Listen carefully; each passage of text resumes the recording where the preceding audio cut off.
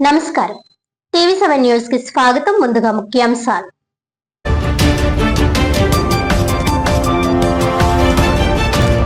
Kakinada rural నియోజకవర్గంలో అభివృద్ధి సంక్షేమ కార్యక్రమాల వేగవంతంకు కార్యాచరణ. రమణయ్యపేట పంచాయతీ పరిధిలోని స్వర్ణ గ్రామ సచివాలయం 1 మరియు నియోజకవర్గ విజన్ యాక్షన్ ప్లాన్ యూనిట్ భవన ప్రారంభోత్సవంలో ఎమ్మెల్యే పంతం నానాజీ, టీడీపీ ఇన్ఛార్జ్ పిల్లి అనంతలక్ష్మి సత్యనారాయణమూర్తి.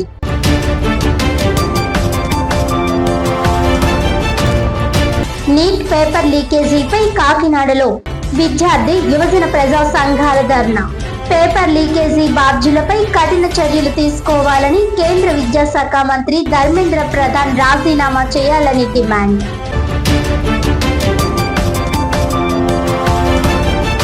కాకినాడను ప్లాస్టిక్ రహిత నగరంగా తీర్చిదిద్దేందుకు చర్యలు.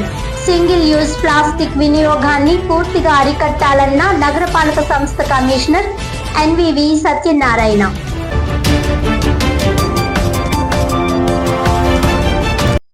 డీటెయిల్స్ చూస్తే, కాకినాడ రూరల్ నియోజకవర్గంలో అభివృద్ధి సంక్షేమ కార్యక్రమాలను మరింత వేగవంతం చేసే దిశగా రమణయ్యపేట పంచాయతీ పరిధిలోని స్వర్ణ గ్రామ సచివాలయం 1తో పాటు నియోజకవర్గ విజన్ యాక్షన్ ప్లాన్ యూనిట్ భవనాన్ని ఎమ్మెల్యే పంతం నానాజీ, టీడీపీ ఇన్ఛార్జ్ పిల్లి అనంతలక్ష్మి సత్యనారాయణమూర్తి ఘనంగా ప్రారంభించారు. ఈ సందర్భంగా ఎమ్మెల్యే పంతం నానాజీ మాట్లాడుతూ, అసంపూర్తిగా ఉన్న ఈ భవనాన్ని అదనంగా 10 లక్షల రూపాయల నిధులతో పూర్తి చేసినట్లు తెలిపారు. రమణయ్యపేట పంచాయతీ పరిధిలో అభివృద్ధి పనులకు 29.45 కోట్ల రూపాయలు, సంక్షేమ కార్యక్రమాలకు 39.29 కోట్ల రూపాయలు వెచ్చించినట్లు వెల్లడించారు. అనంతరం కూటమి ప్రభుత్వం 2 ఏళ్ల పాలనలో కాకినాడ రూరల్లో చేపట్టిన అభివృద్ధి సంక్షేమ కార్యక్రమాల వివరాలతో రూపొందించిన కరపత్రాన్ని ఆవిష్కరించారు. ఈ కార్యక్రమంలో ఎమ్మెల్సీ కరి పద్మశ్రీ, మాజీ MLC చిక్కల Ramachandra Rao, RDO Mallibabu, MPDO Satish తో పాటు టీడీపీ, జనసేన నాయకులు పాల్గొన్నారు.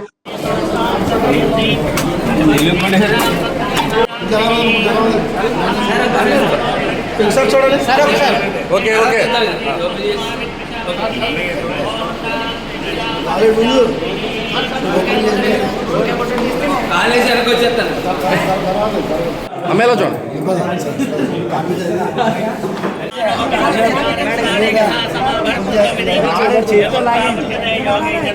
ఎలా చూడండి సార్, అందరూ ఒకసారి అనుకోండి సార్, అందరూ ఎలా చూడండి ఒకసారి. ఓకే, అందరికీ నమస్కారం. ఇవాళ రమణయ్యపేట గ్రామ పంచాయతీ స్వర్ణ గ్రామ సచివాలయం ఓపెనింగ్ చేసుకోవడం జరిగింది. పెద్దలు ఆర్డీఓ గారు, జెడ్పీసీఓ గారు, అలాగే ఎమ్మెల్సీ గారు, అలాగే తెలుగుదేశం పార్టీ ఇన్ఛార్జ్ అయినటువంటి మన మాజీ ఎమ్మెల్యే పిల్లి అనంతలక్ష్మి గారు, ఇతర పెద్దలు అందరూ కూడా ఇవాళ బీజేపీ నుంచి మన వెంకట్రావు అందరూ ఇవాళ ఇతర పెద్దలు అందరూ కలిసి ఇవాళ కార్యాలయంలో నిర్మించారు. అంటే స్వర్ణ గ్రామ పంచాయతీలో ఎందుకు 10 లక్షల రూపాయలు వ్యయంతో పాత బిల్డింగ్ని పూర్వం కట్టి వదిలేసినటువంటి విద్యార్థి బిల్డింగ్ మనం చెప్పాను మీకు, ఇంచుమించు 20 చిల్లర బిల్డింగ్, 25 బిల్డింగ్లు ఊరికే కొబ్బరికాయలు కొట్టేసి పునాదులు వేసేసి జస్ట్ వేసేసి అలా వెళ్ళిపోతూ ఉన్నారు. ఎన్ని ఒక్కొక్కటి చేసుకుంటూ వస్తూ ఉన్నాం. అందులో భాగంగా దీని మీద 10 లక్షల రూపాయలు ఖర్చు పెట్టి కింద గ్రామ సచివాలయం, అట్లాగే పైన కాన్స్టిట్యూన్సీ విజన్ యాక్షన్ ప్లాన్, అలాగే P4తో కలిపి ఒక బిల్డింగ్ 10 లక్షల రూపాయలు అయింది. పైన 2 కూడా ఓపెన్ చేసుకోవడం జరిగింది. దీని యొక్క ప్రధాన ఉద్దేశం ఏంటంటే, కాన్స్టిట్యున్సీలో నాకు 7 స్టాఫ్ ఇవ్వడం జరిగింది. ఆ 7 స్టాఫ్తో కాన్స్టిట్యున్సీలో ఉన్న ప్రతి సమస్యని గుర్తించిన సమస్యకి పరిష్కారం ఎందుకు, అది అన్ని రకాలుగా ఒక్కోసారి నిధుల పరంగా అవ్వచ్చు, ఒక్కొక్కసారి విధుల పరంగా అవ్వచ్చు. ఒకసారి విధులతోటి సరే ఆ సమస్యలు పరిష్కారం అయిపోతాయి, ఒక్కోసారి నిధులు అవసరం అవుతూ ఉంటాయి. అటువంటి గుర్తించి వాళ్ళు నా దృష్టిలో పెడతా ఉంటే నేను దాన్ని రెస్పెక్ట్ చేసి దానికి కాన్స్టిట్యున్సీ అభివృద్ధికి ముందుకు తీసుకెళ్తాను. వీళ్ళ యొక్క సహకారంతో ఈ రాష్ట్రంలో ఇప్పటిదాకా మరి ఏ కాన్స్టిట్యున్సీలో చేసేది లేదు నాకు తెలియదు, కానీ నేనైతే గర్వంగా చెప్పగలుగుతూ ఉన్నాను. ఈ వేట దాకా కాకినాడ రూరల్ కాన్స్టిట్యున్సీ 2 సంవత్సరాలు పూర్తి అయ్యేసరికి వాళ్ళకి 35 కాకినాడ రూరల్ కాన్స్టిట్యూన్సీ 1110 కోట్లు దాని పక్కన పెడితే ఈ రమణయ్యపేట గ్రామానికి ప్రత్యేకించి మన వీరబాబు వీళ్ళందరూ సహకారంతో 35,66,75,962 రూపాయలు పనులు వేట దాకా మంజూరు చేయబడినవి అయితేనేంటి, అలాగే పూర్తి చేసేటి. అందులో పూర్తి చేస్తే 3,30, 3,30, 1,30, 6 తప్ప మిగిలినవన్నీ పూర్తిగా సుమారుగా 28 కోట్ల రూపాయలు ఇచ్చేటి. అట్లాగే సంక్షేమ కార్యక్రమాల ద్వారా అంటే ఎన్టీఆర్ భరోసా పెన్షన్ నుంచి, ముఖ్యమంత్రి సహాయ నిధి నుంచి, తల్లికి వందల నుంచి, ఆటో డ్రైవర్ సేవల నుంచి, వెలుగు శ్రీనిధి నుంచి, ఎన్ఆర్జీఎస్ ద్వారా శ్రామికులు వేతనం అవ్వచ్చు, దివ్యాంగుల ఉపకరణ అవ్వచ్చు, ఇటువంటి అనేక కార్యక్రమాలు చేసుకుంటా అది 39,29,29,70,437 రూపాయలు.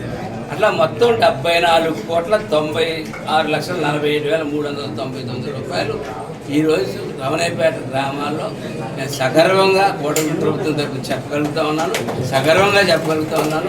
చంద్రబాబు నాయుడు గారి నాయకత్వంలో కూటమి, పవన్ కళ్యాణ్ గారి సారథ్యంలో జరుగుతున్న ఈ కూటమిలో ప్రతి పని కూడా చిత్తశుద్ధితో పనిచేస్తూ ఉన్నాం. ప్రతి గ్రామంలో కూడా ఆ గ్రామంలో చేసినటువంటి ఒక అభివృద్ధి బోర్డులు పెట్టడం జరిగింది. అలాగే ఈ నియోజకవర్గంలో పెట్టినటువంటి అభివృద్ధి కూడా బోర్డులు పెట్టడం జరిగింది. దాని ద్వారా ప్రతిపక్షాలు ఎవరైనా సరే అందులో తప్పు ఉన్నదన్నది ఛాలెంజ్ చేయమని నేను చాలాసార్లు చెప్తా ఉన్నాను. ఇప్పటికైనా సరే ఎంతసేపు నేను చూస్తూ ఉన్నాను.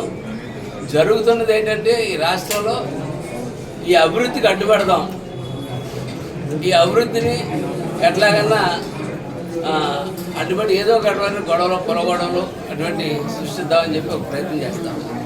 ఇక్కడ ఈ రాష్ట్రంలో వీళ్ళు 3-4 ఆఫీసులు పెట్టి ఈ కార్యక్రమం చేస్తూ ఉన్నారు. దానికి తోడు వీళ్ళు పొరుగు రాష్ట్రం నుంచి ప్రకాష్ రాజ్ అని ఒక నటుడిని, అంటే డైలాగులు అవి బాగా చెప్పగలుగుతాడు కదా నటుడు, ఆ నటుడిని తీసుకొచ్చి అతనితో కూడా మాట్లాడుతూ ఉన్నారు. నేను చెప్తా ఉన్నాను, పవన్ కళ్యాణ్ అన్న ఆయన సినిమాల్లోనే హీరో, బయట హీరోయే. అలాగే ఈ ప్రకాష్ రాజ్ అన్నవాడు సినిమాల్లోనే వెళ్ళినా బయట వెళ్ళినాడు. వాడి యొక్క చరిత్ర కావాలంటే ధర్మస్థలి దగ్గరికి వెళ్తే కర్ణాటకలో ఇతని యొక్క చరిత్ర జనం చెప్తారు. ఇటువంటి ప్రాపగాండా ఈ ప్రభుత్వం మీద తప్పుడు ప్రచారం చేసే కార్యక్రమాలు చెప్తున్న ప్రతి ఒక్కరికి కూడా కాన్స్టిట్యూన్సీకి వచ్చి ఒక్కసారి తెలుసుకుని మాట్లాడవలసిందిగా కోరుతాను.